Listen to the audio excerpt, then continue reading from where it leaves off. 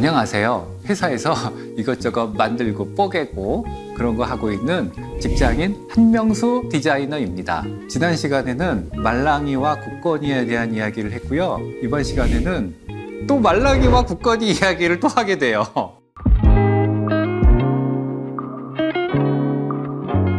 작가라는 호칭이 생겨서 한명수 작가라고도 불리기 시작했는데 어색해요. 어쨌든 그러니 덕택의 이 작가 생각이라는 데 제가 나왔지 뭐예요. 제가 책이란 거에 대해서 이게 뭘까? 뭐 이런 생각을 했어요. 왜냐면 책을 썼으니까 이것이 어디에 놓이는지 궁금하잖아요. 그래서 책방에 이제 종종 가는데 여러분 재밌는 이야기예요. 책방에 가면 여러분들은 뭐가 보여요? 저는 책방에 가면은 인문, 사회, 종교, 자기계발, 학습 이런 간판들이 눈에 보이거든요. 잠깐만, 이거 누가 만들었지? 이런 분류를 왜 이렇게 하지? 라는 생각을 많이 해요. 제가 좋아하는 어떤 책이 있는데 이게 시 같아요. 그러니까 이렇게 한 편 한 편 있는데 동물 관련된 시거든요. 근데 잘 보면 동물 이야기가 아니라 사람 이야기예요. 그리고 잘 보면 정치 이야기이기도 하고 경제 이야기 같기도 해요. 그리고 또 읽다 보면 이건 지역적인 이야기를 썼네라고 하지만 사실 우주적인 이야기를 하기도 해요. 그러니까 제 생각에는 이거는 서점에서 만들어 놓은 시, 문학, 종교 이런 코너에 들 수가 없는 책인 것 같은데 동물 소재니까 이건 생물, 동물 코너에 갖다 놔야 되는 거 아닌가? 이런 생각을 해요. 근데 그러면 안 되거든요. 왜? 시집이니까. 시집 같은 형식을 갖고 있기 때문에 그 책은 결국 시집 코너에 입게 되는 거예요. 그게 좀 신기한 거예요. 이게 분류가 안 되는 책들은 어떻게 하지? 그러니까 못 사는 거죠. 분류를 항상 시켜서 책의 어느 코너에 갖다 놔야 돼요. 제가 그런 게 궁금한 거예요. 이 지식이라는 것들이 어떻게 이렇게 세분화됐고 분류가 되어 있는가? 우리는 그 시집이라고 하는 어떠한 그것들을 시의 하나의 카테고리 안에서 볼 수밖에 없는가? 서점에 가면 그러한 전형적인 분류 방법이 있는데 그런 분류 방법을 안 쓴 책방도 있어요. 불안한 미래를 갖고 있는 30대가 읽으면 좋은 책 이렇게 코너가 있고 방황하는 20대가 읽으면 좋은 책 어쩌고의 중년이 읽으면 좋을 책 재미가 없어서 인생이 힘든 사람들을 위한 책 지금 얘기한 분류가 좀 이렇게 너절하고 좀 길죠. 근데 이것도 분류법이에요. 아까 얘기했던 인문사회, 종교, 경제 이런 코너보다 저는 훨씬 좋은 것 같아요. 이런 분류가. 왜냐면 내가 만약 30대라고 칩시다. 아이고 30대 얼마나 좋아.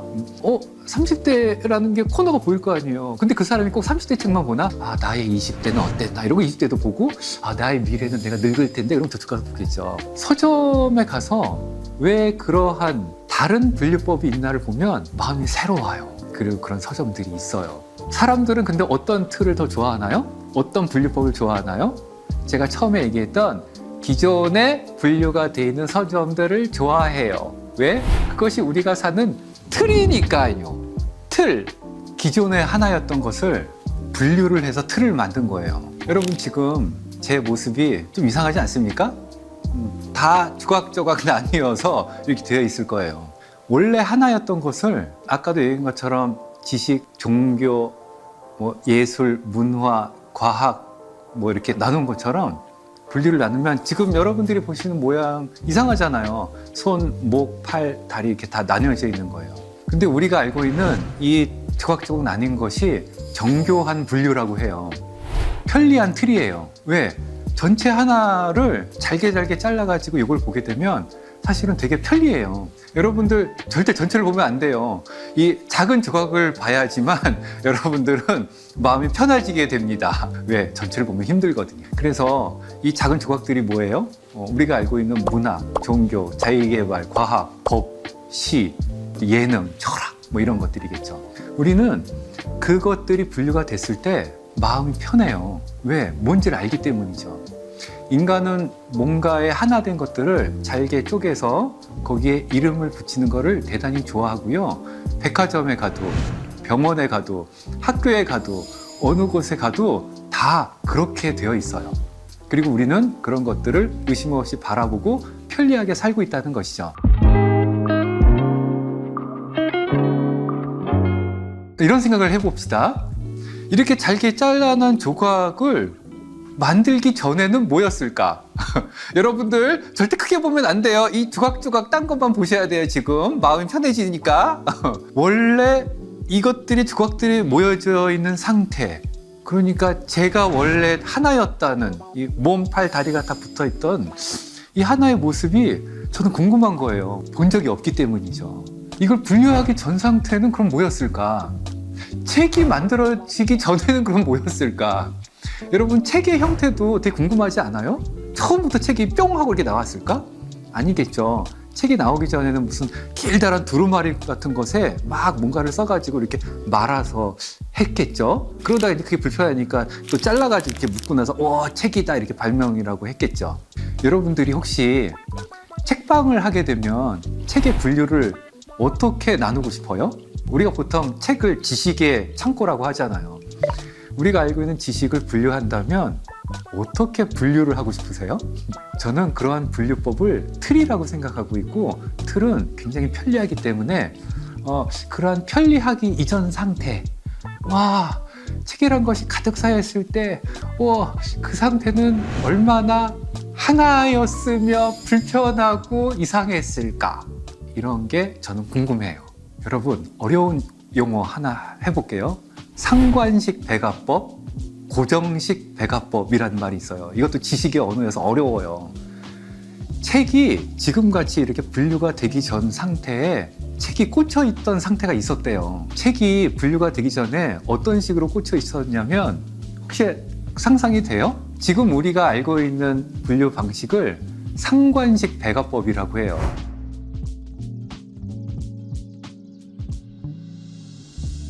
그러면 고정식 배가법이 뭐냐면 책을 크기 순으로 두는 거예요. 겁나 어이없죠.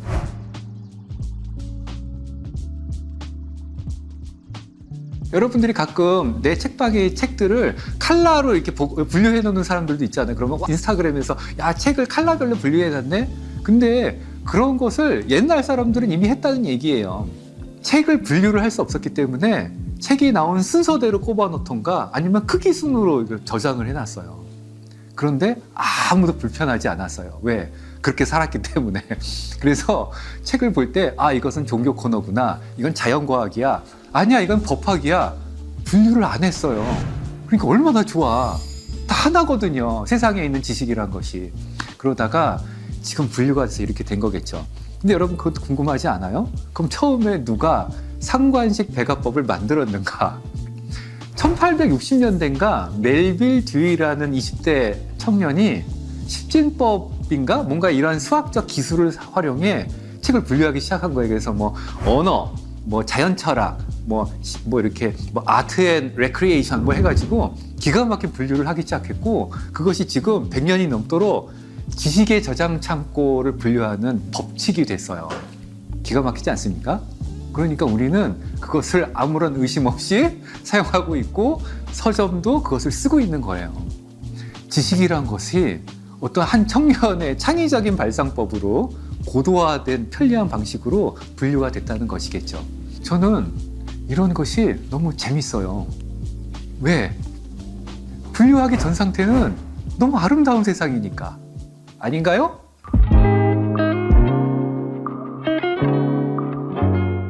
저는 회사에서 디자이너로 일을 하고 있는데, 디자인이란 것도 하나의 분류 체계의 명칭이거든요.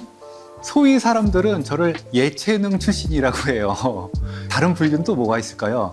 문과, 이과, 또 무슨 실용, 뭐가 있는 거겠죠. 그것도 분류법 중에 하나예요. 사람들이 저를 이해할 때 저를 하나의 어떤 커다란 존재로 보지 않고 예체능이라고 하는 하나의 카테고리로 저를 봐요. 저는 그렇게 보일 수밖에 없는 거예요. 그러니까 저는 원래는 한 덩어리인데 예체능이라고 하는 하나의 분류를 통해 저는 기대되고 그 일을 하는 것 같아요. 너는 예체능 출신에 이쪽에 일을 하니까 너는 그것을 해. 그래서 우리는 조직화가 돼 있는 거예요. 근데 여러분, 잘 보세요. 이상하지 않아요? 제가 예체능이라고 불리는 그 기술만 쓰고 사는 사람인가요? 아니잖아요. 제가 작가가 됐잖아요. 그러니까 이건 뭐냐면, 두 가지 카테고리를 내가 다 하는 멀티플레이어가 아니라 원래 하나였는데 그냥 해왔던 것이 분류로 나뉘었을 뿐이에요. 되게 이상하죠. 저는 그래서 사람들이 분류화되어 있는 하나에 들어가서 그게 다인 줄 알고 그것을 시키는 것, 그리고 그것만 해라고 하는 것이 좀 깝깝해요. 왜?